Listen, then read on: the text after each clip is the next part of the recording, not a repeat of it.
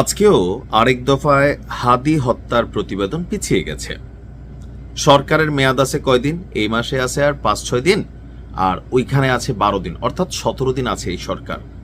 কোন রকমে এটারে যদি আরো 2টা দিন ঘুরানো যায়, এই সরকার সইরা যাবে, দায় ফালাবে বিএনপি সরকারের কাঁধে অথবা জামাতের কাঁধে যে বিচার তোমরা এবার যে এক করো।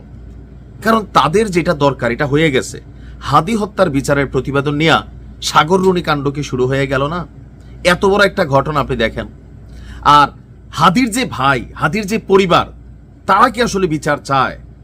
1 কোটি টাকা নগদ পাইছে, ফ্ল্যাট পাইছে, এটা তার পরিবারের জন্য, বউ বাচ্চার জন্য দেওয়া হয়েছে।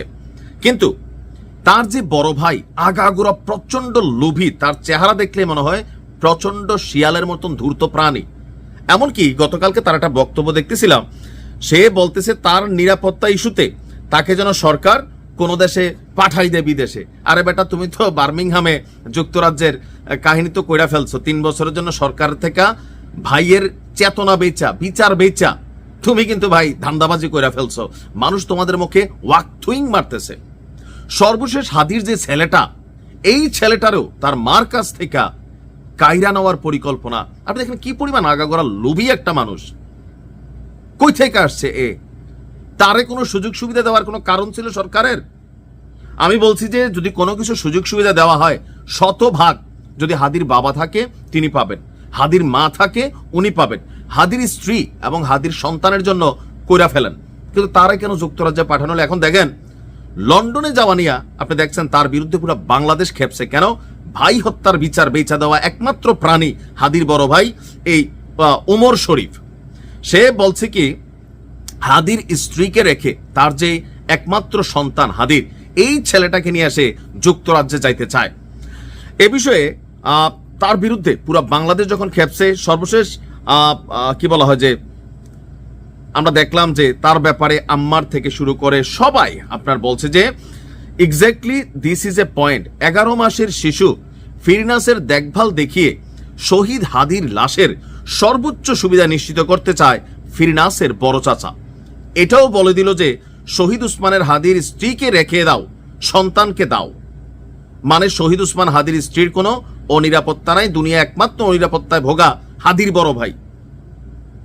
সন্তানের নিরাপত্তা চেয়ে থানা জিডি করা হয়েছে, হইতে পারে। এখন আমার মনে হয় এই লোক নিজেই তার ভাতিজারে মেরে টেরে ফেলতে পারে। ধান্দাবাজ দেখলেই মনে হয়।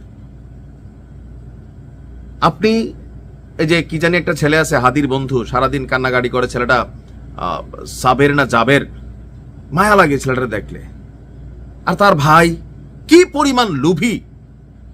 তা আপনি কার বিচার চাচ্ছেন? আমরা কার বিচার চাচ্ছি? সরকার কি আসলে এই বিচারটাকে নিশ্চিত করতে চাচ্ছে?